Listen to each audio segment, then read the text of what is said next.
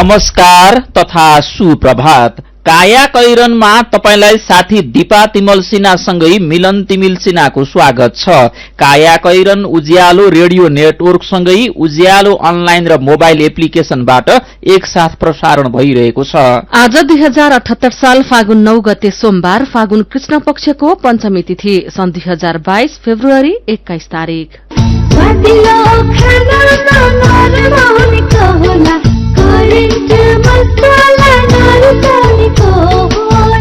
काया कैरनको साथमा करेन्ट मसला र करेन्ट चिया, स्वादको झट्का। काया कैरन सुरु गरौं मुख्य खबरका शीर्षकहरूबाट। एमसीसी सम्झौता संसदमा पेश भएसँगै माओवादी केन्द्र र एकीकृत समाजवादी थप अन्तर्विरोधमा, गठबन्धन भत्किने डरले बालुवाटारमा सहमति तर बानेश्वरमा विमति, सम्झौताको पक्षमा बहुमत पुर्याउने गृह कार्यमा प्रधानमन्त्री। देशभर बोलिने 123 भाषा मध्ये 40% भाषा संकटमा, 37 भाषा बोल्नेको संख्या 1000 भन्दा कम, भाषा संरक्षणको लागि पाठ्यक्रमसँग जोड्नुपर्नेमा विज्ञको जोड। चितवनका राजकुमार चेपाङको ज्यान गएको घटनामा दोषी सैनिकलाई जन्मकैद, सैनिकले दिएको यातनाका कारण ज्यान गएको उच्च अदालतको ठहर। असुरक्षा बढेपछि युक्रेनमा रहेका आफ्ना नागरिकलाई फर्कन भारतको आग्रह, युक्रेनको सीमा क्षेत्रमा साझा सैन्य अभ्यासको अवधि बढ़ाउने घोषणा, रूस र बेलारूसको घोषणा। र आईसीसी टी20 विश्वकप क्रिकेटको ग्लोबल छनौटमा नेपालले आज क्यानाडासँग खेल्दै वेस्ट इन्डिजसँगको तेस्रो तथा अन्तिम टी20 क्रिकेट श्रृंखलामा भारतको क्लिन स्वीप।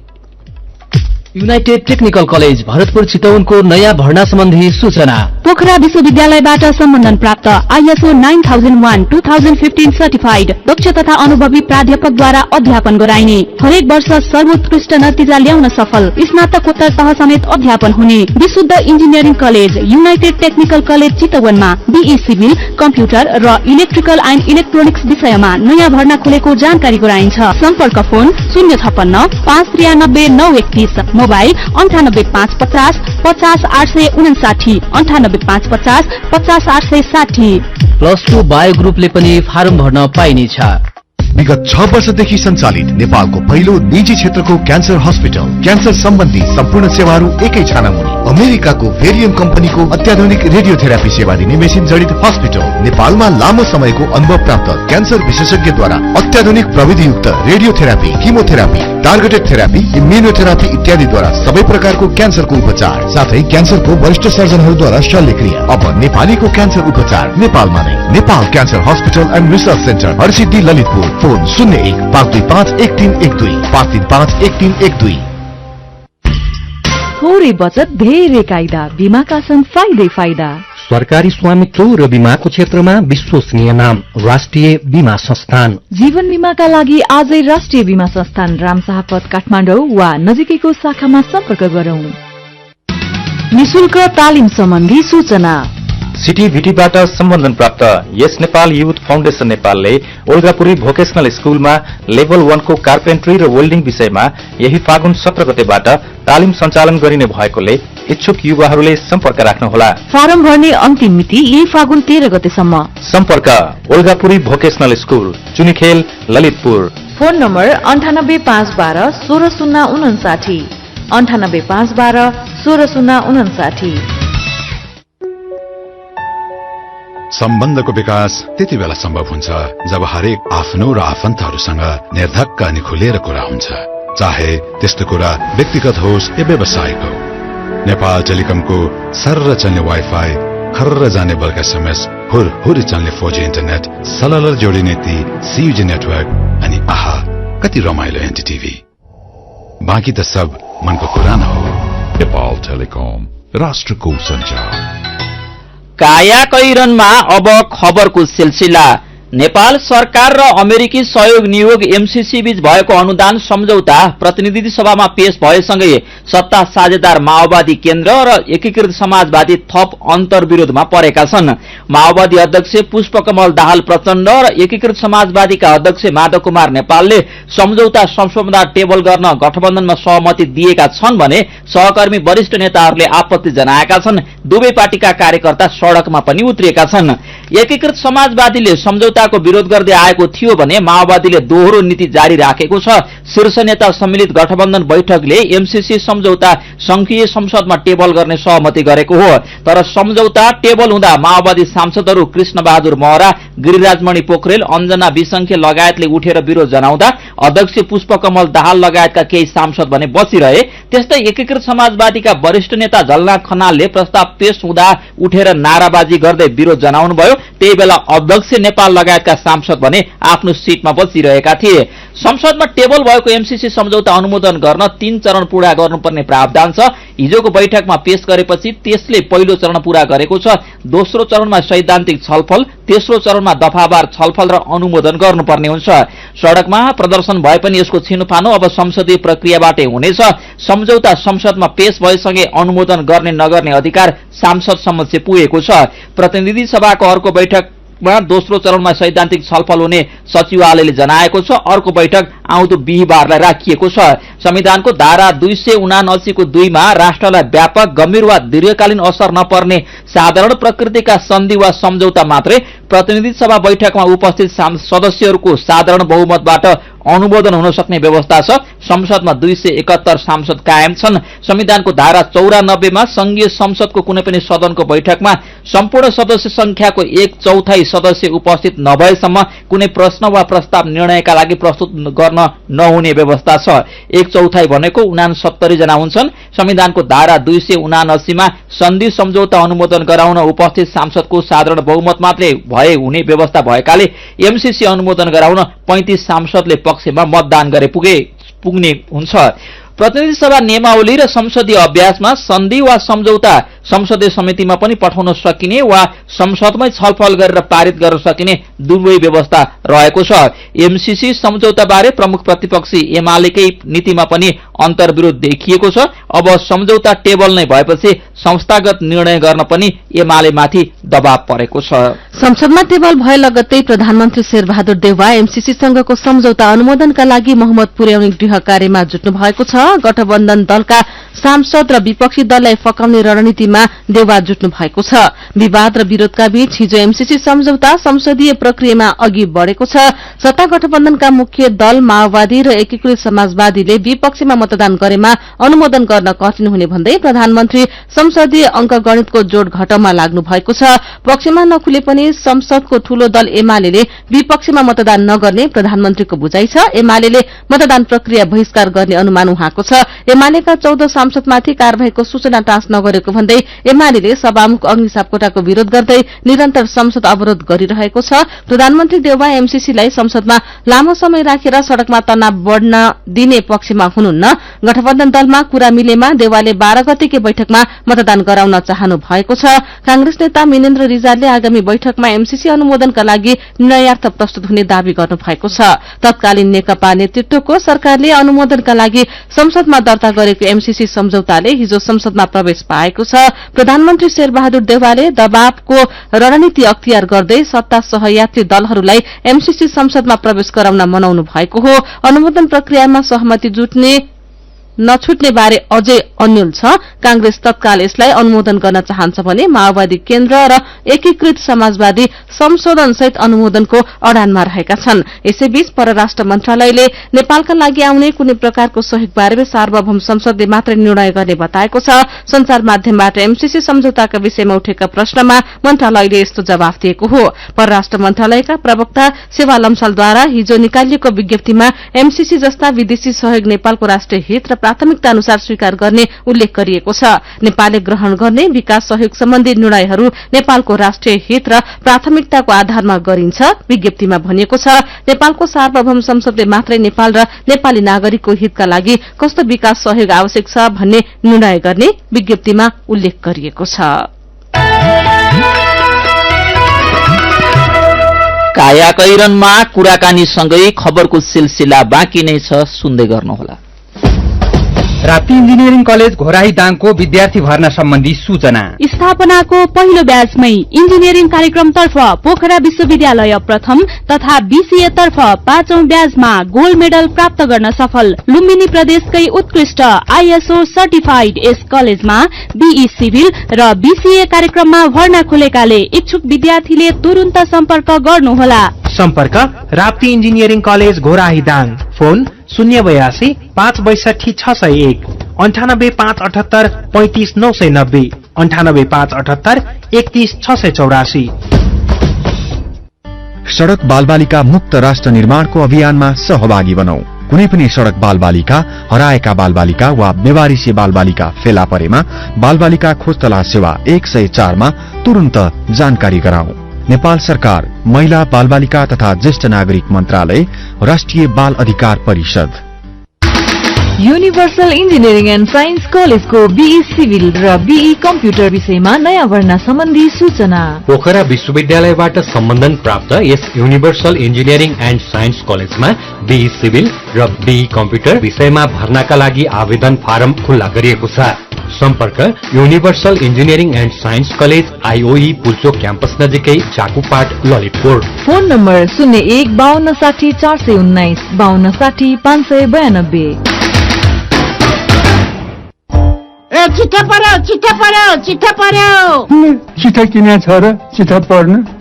मदन बहादुर पनि बुढो मान्छे भएर के चिसिरहे नि, थाहै नभए जस्तो। सानीमा ब्याङ्कले रेमिटेन्स मुद्दती खातामा उच्च 12.03% सम्म ब्याज दर दिइरहेको छ भने बुझा। एकदम सुरक्षित ब्याङ्कमा उच्च ब्याज दर, त्यो पनि हरेक महिना पाउने भएपछि चिठा पर्यो नि त।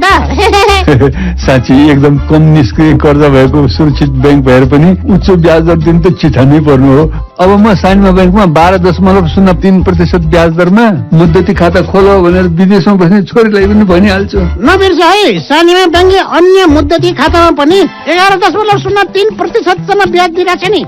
थाहा छ क्या, थाहा छ। थाहा भएर नै सानीमा ब्याङ्क जान लाग्दो हो नि। तपाईहरू पनि सानीमा ब्याङ्कमा आजै उच्च ब्याज दरको मुद्दती खाता खोल्नुहोस्। अनलाइनबाट खाता खोल्नका लागि www.sanimabank.com मा लगइन गरी एप्लाई फर अनलाइन एकाउन्टमा क्लिक गर्नुहोस्। थप जानकारीका लागि 980119 मा सम्पर्क गर्नुहोला। शिक्षक सेवा आयोग तयारी कक्षाका लागि एउटै नाम, युनियन एजुकेसन, बागबजार, काठमाडौँ। देशकै सर्वोत्कृष्ट संस्था युनियन एजुकेसन बागबजार काठमाडौँमा शिक्षक सेवा आयोगको प्रावि, निमावि र माविका तयारी कक्षाहरू सञ्चालन भइरहेको छ। दक्ष तथा अनुभवी प्रशिक्षकबाट 3 शिफ्टमा 5 घण्टाका दरले कक्षा सञ्चालन। छात्र र छात्राका लागि छुट्टा छुट्टै होस्टेलको व्यवस्था। 77 जिल्लाबाट भौतिक तथा अनलाइन कक्षामा विद्यार्थीको उपस्थिति। सम्पर्क काठमाडौँका लागि 98 560 61 991, 98 560 61 992 र 98 560 66 491। तनहुँ दमौलीका लागि 98 460 66 491 र 98 460 91 785। सुरक्षित र समृद्ध होस् जिन्दगीको सेरोफेरो, भोलिको लागि सोच्नु पर्ने कर्तव्य हो तिम्रो मेरो।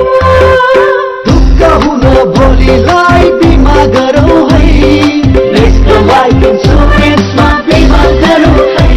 विगत 33 वर्षदेखि सञ्चालनरत नेपालकै पहिलो अग्रणी जीवन बीमा कम्पनी, नेपाल सरकारको पूर्ण स्वामित्व रहेको राष्ट्रिय वाणिज्य ब्याङ्क प्रवर्धक रहेको national life insurance company, Lazimpat, Kathmandu.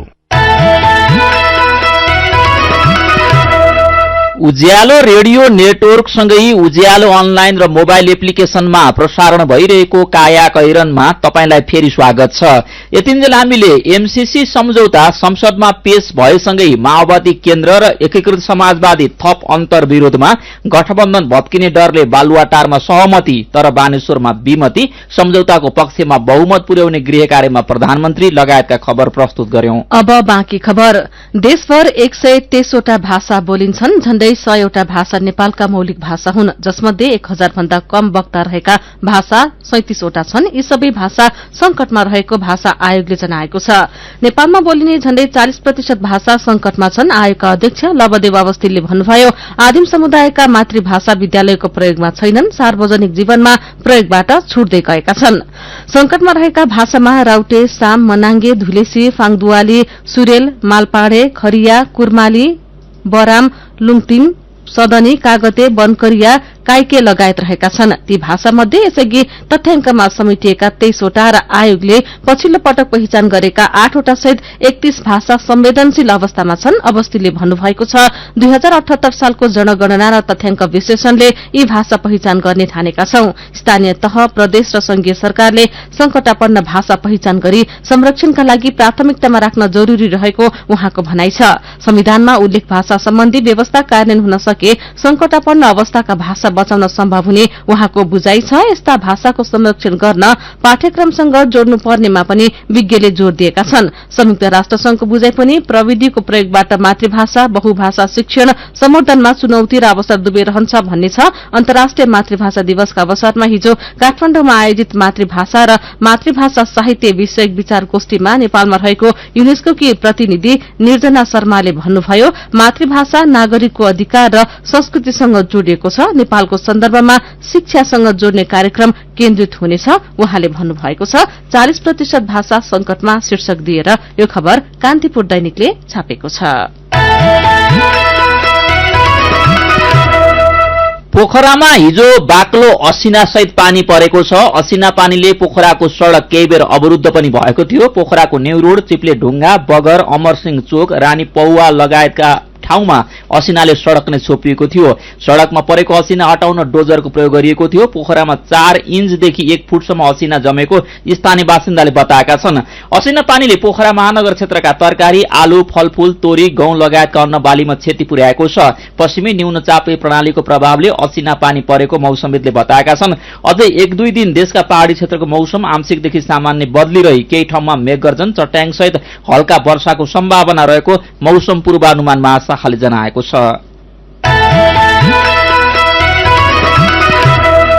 स्थानीय तहको चुनावको लागि निर्वाचन आयोगले मतदाता नामावलीलाई अन्तिम रूप दिने काम गरिरहेको छ। आउँदो चैत 13 गते भित्रमा नामावली प्रकाशन सम्बन्धी सबै प्रक्रिया पूरा गर्ने आयोगको कार्यसूची छ। त्यसपछि वैशाख 30 गते हुने स्थानीय तह चुनावमा भोट हाल्न पाउनेहरूको नामावली प्रकाशन हुन्छ। यसरी प्रकाशन भएको नामावलीमा अघिल्लो चुनावपछि नाम दर्ता गराएका सबै मतदाताको परिचय पत्र छापेर सम्बन्धित मतदान केन्द्रमा पठाइन्छ। तर त्यसअघि मतदाता परिचय पत्र लिइसकेका कतिपय व्यक्तिले परिचय पत्र हराएको तथा नष्ट भएको गुनासो गरेका छन्। परिचय पत्र हराएका तथा नष्ट भएका व्यक्तिले प्रतिलिपि लिनका लागि के गर्नुपर्छ भनेर साथी भोजेन्द्र बस्नेतले निर्वाचन आयोगका प्रवक्ता शालिग्राम शर्मा पौडेललाई सोध्नु भएको छ। साबिकमा लिएको परिचय पत्र हराएको नष्ट भएको अवस्था छ भने त्यसको सम्बन्धित व्यक्तिले वडा कार्यालयमा निवेदन दिने र वडा कार्यालयको सिफारिस सहित जिल्ला निर्वाचन कार्यालयमा निवेदन दिएपछि जिल्ला निर्वाचन कार्यालयले त्यो डाटा कलेक्सन गरेर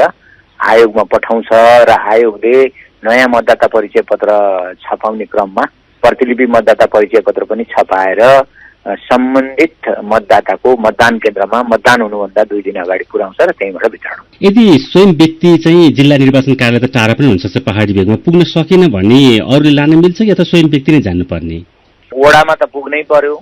वडामा पुगिसकेपछि कोही न कोही त आउनुपर्छ जिल्लामा। कोही न कोही आउने बेलामा त सम्बन्धित मतदाता आयो भने राम्रो हुन्छ, किनभने त्यहाँ हो होइन कसैले चाहिँ फेक कुराहरू गरिदिने, ढाँट कुराहरू गरिदिने सम्भावना हुन्छ। त्यसो भए सम्बन्धित व्यक्ति, किनभने अब त्यहाँ हो होइन भन्ने कुरा छुट्टिएन भने अप्ठ्यारो पर्छ।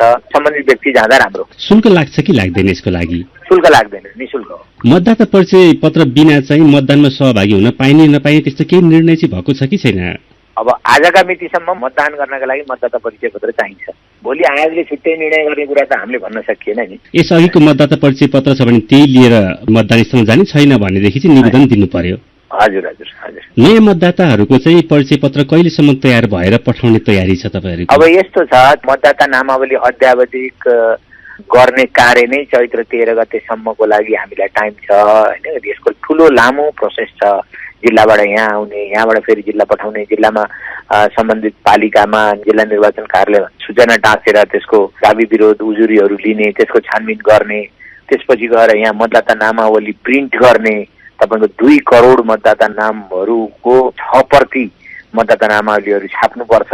यो लगायतको लामो प्रोसेस र एकदम धेरै टाइम टेकिङ वर्क भएको हुनाले चैत्र 13 गतेसम्ममा यो काम गरिसक्छौँ भन्ने छ। र त्यसपछि मतदाता परिचय पत्र र मतदाता नामावली छपाईको काम हुन्छ र मतदाता परिचय पत्र चाहिँ सम्बन्धितले पाउने, नयाँले पाउने भनेको मतदान हुनुभन्दा 2 दिन अगाडि सम्बन्धित मतदाताको मतदान केन्द्रमै हो। मतदाता नामावली संकलन त रोकिसक्नु भएको छ, मतदान केन्द्र परिवर्तन लगायतका सबै सुविधाहरू आगामी चुनावको लागि त रोकिसके होइन? अब पाइँदैन। त्यो कुरा चाहिँ नि तपाईँको निर्वाचन घोषणा हुनुभन्दा अगाडि हो, निर्वाचन घोषणा भएपछि त्यो मिल्दैन।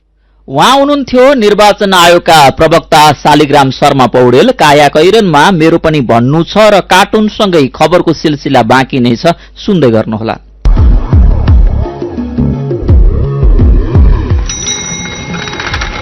साइकलमा यात्रा गरौं, स्वास्थ्य र पैसा दुवैको बचत गरौं। सार्वजनिक हितका लागि उज्यालोको अनुरोध।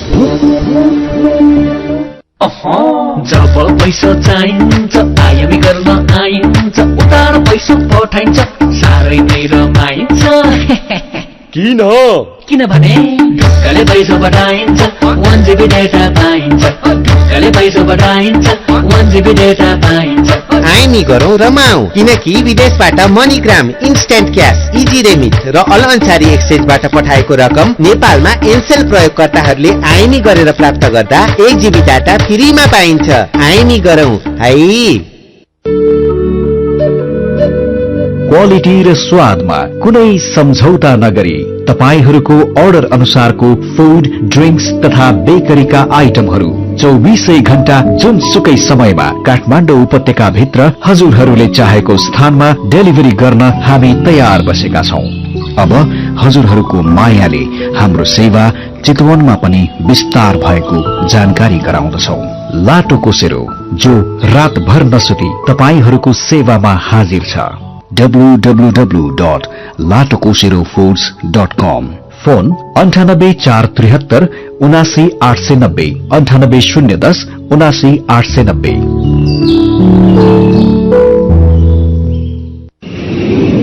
मेरा छोराछोरीको सपना अन्तर्राष्ट्रिय स्तरको उच्च शिक्षा। म पनि यस्तै चाहन्छु। मलाई विश्वास छ हाम्रो सपना र चाहनालाई पूरा गर्छ नेपाल जापान सेवा सेन्टरले। हजुर, उच्च शिक्षाको लागि जापानको जुनसुकै सिटीमा अध्ययन गर्न र जापानिज भाषा सिक्नको लागि हामी तपाईको साथमा छौं।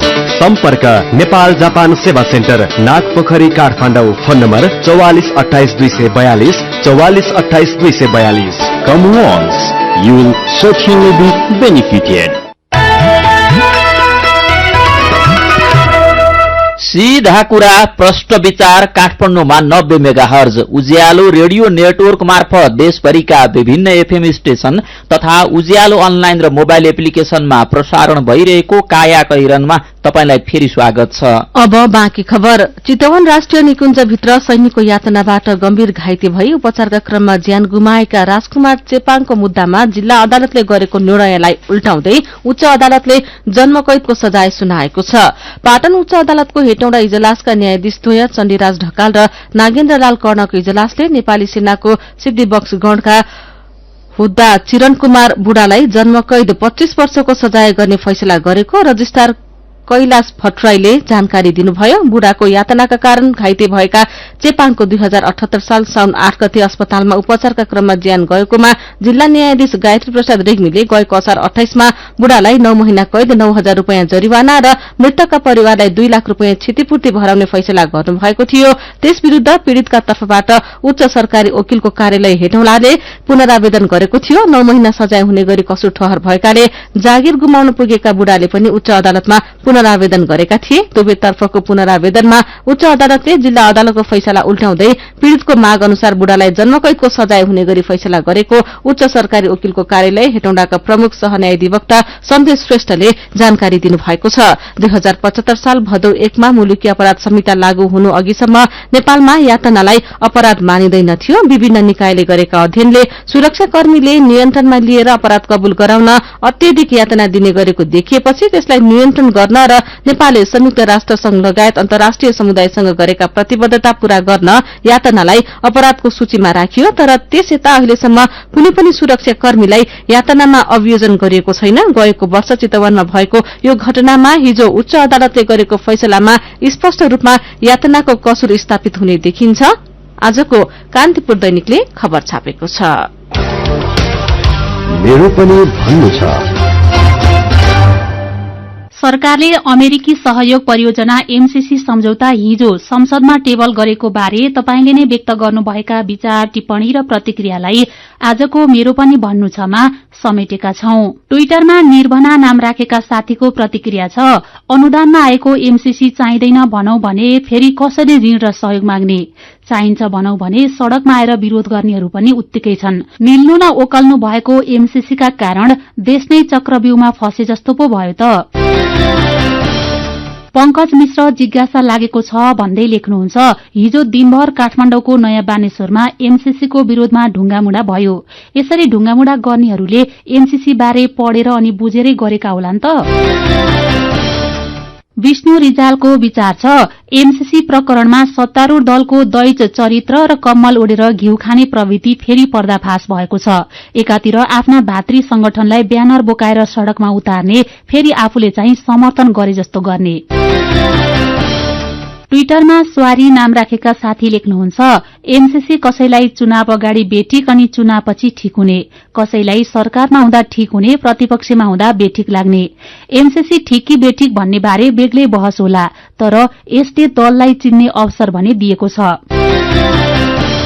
अनि विकास चौधरीको प्रतिक्रिया छ, एमसीसी विरूद्ध सड़कमा देखिएको आन्दोलन नागरिकको आँखामा छारो हाल्ने काम मात्रै हो। संसदमा एमसीसी पेश गर्ने नगर्ने सरकारको काम हो। आफै विरूद्ध आफै आन्दोलन, कस्तो दोहोरो चरित्र। विचारका लागि तपाईंलाई धन्यवाद। मेरो पनि भन्नु छ। मेरो पनि भन्नु छ प्रस्तुत गर्दै हुनुहुन्थ्यो साथी जानुका दुवाडी। काया कैरनमा अब विदेशको खबर। रूस र युक्रेन बीच तनाव बढ्दै गएपछि भारतले त्यहाँ रहेका आफ्ना नागरिकका लागि एडभाइजरी जारी गरेको छ। युक्रेनमा असुरक्षा बढेको भन्दै भारतले आफ्ना नागरिकलाई युक्रेन छोड्न भनेको छ। युक्रेनमा बस्नै पर्ने बाध्यता नभएकाहरूलाई त्यहाँबाट फर्कन भारतको आग्रह छ। युक्रेनमा झण्डै 20,000 भारतीय नागरिक रहेको अनुमान छ। यसमध्ये सबैभन्दा धेरै विद्यार्थी रहेका भारतीय सञ्चार माध्यमले जनाएका छन्। यसैबीच रूस र बेलारुसले युक्रेनको सीमा क्षेत्रमा साझा सैन्य अभ्यासको अवधि बढाउने घोषणा गरेका छन्। यसले रूस पछि हट्ने संकेत नदेखिएको विश्लेषण गरिएको छ। युक्रेनको विषयलाई लिएर अमेरिका लगायत पश्चिमा देशहरूसँग रूसको टकराव बढ्दै गएको छ। अब खेल खबर। आईसीसी टी20 विश्वकप क्रिकेटको ग्लोबल छनौट 1 को तेस्रो खेलमा नेपालले आज क्यानाडासँग खेल्दैछ। खेल दिउँसो 4:30 बजे अल अमिरात क्रिकेट मैदानमा हुनेछ। छनौटको समूह बी मा रहेको नेपाल आज क्यानाडालाई हराउँदै लगातार तेस्रो जित निकाल्न चाहन्छ। नेपालले यसअघि ओमानलाई 39 रन र फिलिपिन्सलाई 136 रनले हराएको थियो। नेपालले 2 खेलमा 4 अंक जोडेको छ। नेपाल शीर्ष स्थानमा छ। 2 खेलमा 2 अंक जोडेको क्यानाडा दोस्रो स्थानमा छ। क्यानाडामाथि जित हात पारे नेपाल समूह विजेताको रूपमा अन्तिम 4 मा प्रवेश गर्नेछ। तर नेपाल क्यानाडासँग पराजित भए साथै ओमानले फिलिपिन्समाथि जित निकाले नेट रन रेटको ठूलो भूमिका रहनेछ। समूह चरणको खेलपछि शीर्ष 2 टोली सेमी फाइनलमा प्रवेश गर्नेछन्। क्रिकेटकै अर्को प्रसंगमा भारतले वेस्ट इन्डिजसँगको तेस्रो तथा अन्तिम टी20 क्रिकेट श्रृंखला क्लिन स्वीप गरेको छ। भारतले वेस्ट इन्डिजलाई 17 रनले हराउँदै श्रृंखला क्लिन स्वीप गरेको हो।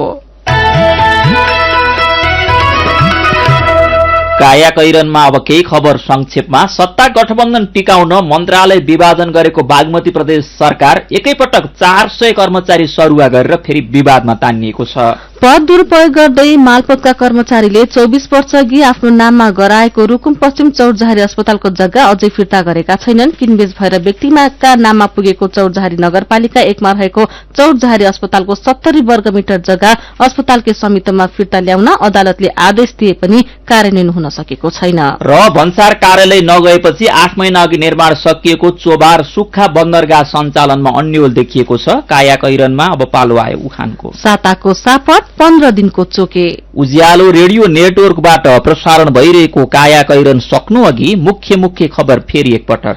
एमसीसी सम्झौता संसदमा पेश भएसँगै माओवादी केन्द्र र एकीकृत समाजवादी थप अन्तर्विरोधमा। गठबन्धन भत्किने डरले बालुवाटारमा सहमति तर बानेश्वरमा विमति।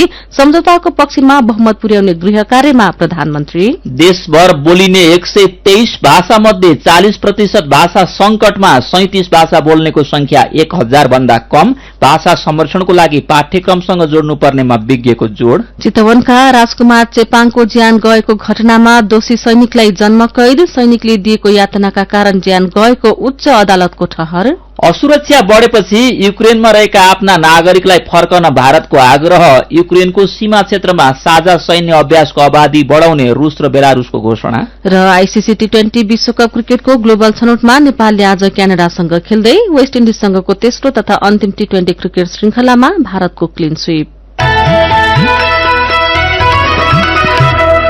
अब कार्टुन। आज हामीले रविन्द्र मानन्दरले बनाउनु भएको कार्टुन लिएका छौं। यहाँ कार्टुनमा संसद बैठकको दृश्य छ। कोही सांसद हाई काट्दैछन्, कोही निदाउँदैछन्, कोही नाक कोट्याउँदैछन्, कोही टाउको कन्याउँदैछन्, कोही गफ चुड्दैछन्। गफ गर्दै गरेका दुईजना सांसद भन्दैछन्, एसएलसी पास गर्न सकेनौ त के भो, एमसीसी पास गरौँला नि कि कसो। आजको काया कैरन सकिएको छ। काया कैरनबाट प्राविधिक साथी सरोज थापासँगै हामी पनि बिदा माग्छौं। काया कैरन सुन्नु भएकोमा तपाईलाई धन्यवाद। उज्यालो मोबाइल र अनलाइनमा प्रसारण भइरहेका रेडियो र अनलाइनका सामग्री भाइबरमा पनि उपलब्ध छन्। कोरोना विरुद्धको खोप लगाए पनि घर बाहिर निस्कने बेलामा मास्क लगाउन नबिर्सौं। नमस्कार।